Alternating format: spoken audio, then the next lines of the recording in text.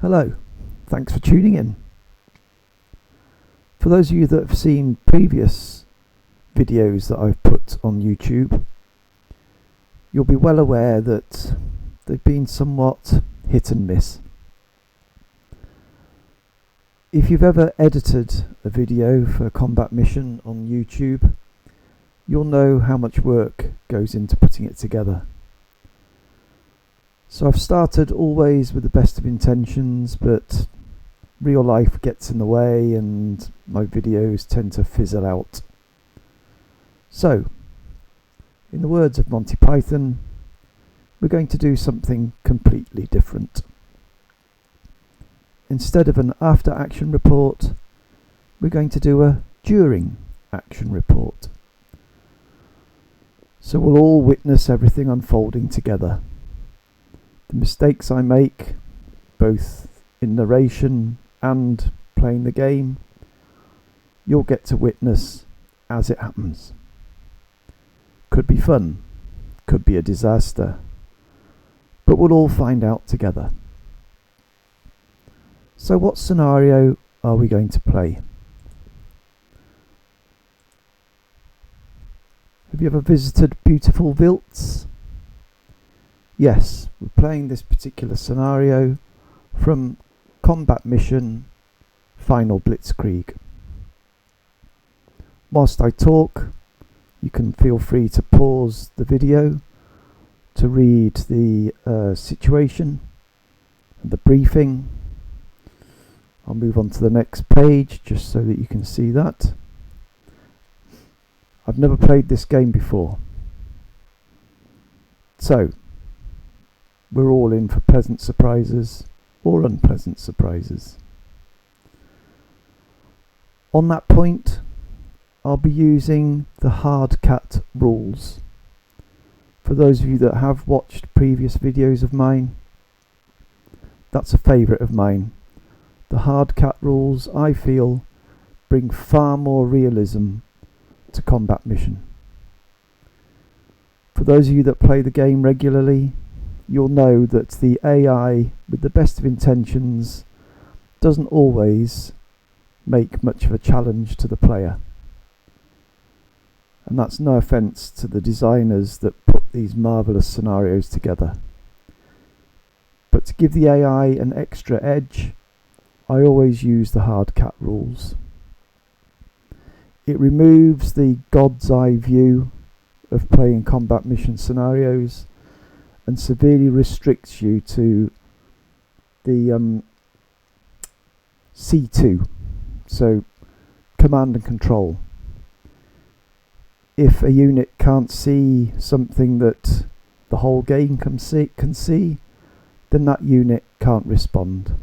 If a unit is out of C2 link with its headquarters, that unit is severely restricted regarding its actions.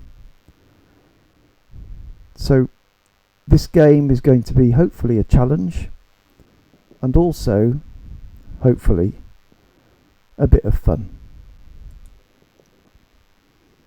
There's the final page of the briefing.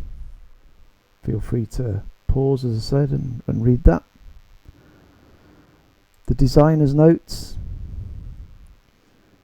It suggests here that you turn landmarks on. I'll just do that initially when I introduce you to the map, along with objectives as well. A quick look at the tactical map. And now back to the game map. The conditions: light snow, freezing temperatures, patchy snow on the ground, a gentle wind from the northeast. If I turn shadows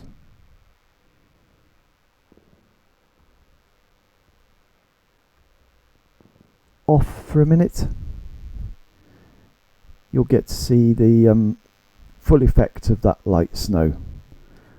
But I'll be playing with shadows on. So let's have a look at the objectives and the landmarks.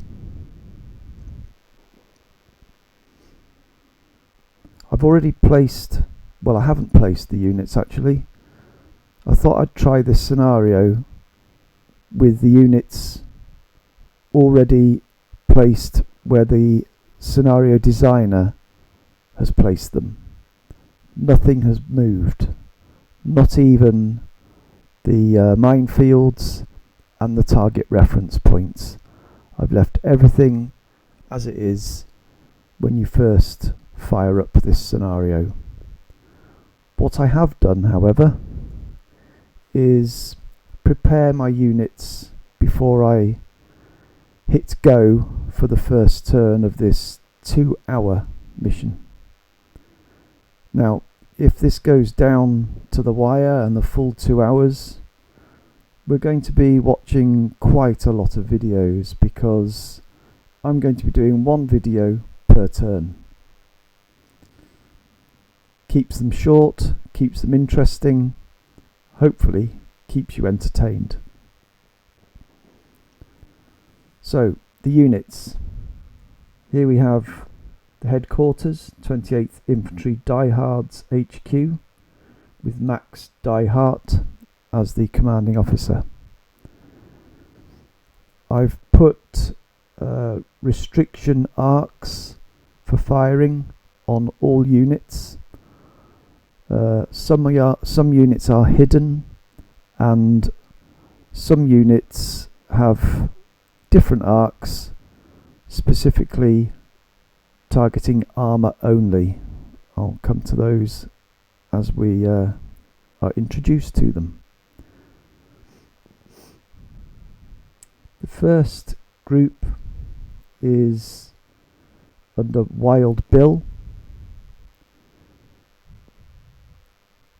He has 1 squad, 2 squads, a forward observer team, an anti-aircraft gun that's been restricted to armour only target arc, the ammo bearers that go with that gun, a bazooka team, again set up to target armour only, a light machine gun team, another light machine gun team. Then we're on to Die Hard's Group 2 under Crazy Ed with 1 squad and another squad. A what size is it? 57mm anti-tank gun, again set up for armour only. Its ammo bearers, another anti-tank bazooka team, light machine gun and another light machine gun, and a forward observer. Die Hard Group number 3, which is in the bridge area under Bolshinsky, has a squad. Then another 57mm anti-tank gun with its ammo bearers, light machine gun team, a forward observer, another bazooka team, another light machine gun. And finally, down at the bottom of the map, which is the west end because we're currently looking east, we have an MP team headquarters which is in command of the supply depot, supported by a squad of stragglers and a jeep with a 50 cal mounted on board.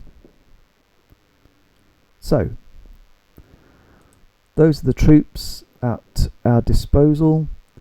Reinforcements, according to the briefing, will be arriving at different times throughout the scenario. So what I'm going to do now is end this particular video, and the next video will be turn 1 of this scenario, and as I said, we'll be be using the hard cap rules, and I'll explain how those affect the game as and when they come into play, and one video per turn, so that's 1 minute of gameplay for each video. I hope you enjoy them, and I look forward to seeing you at the next video very shortly.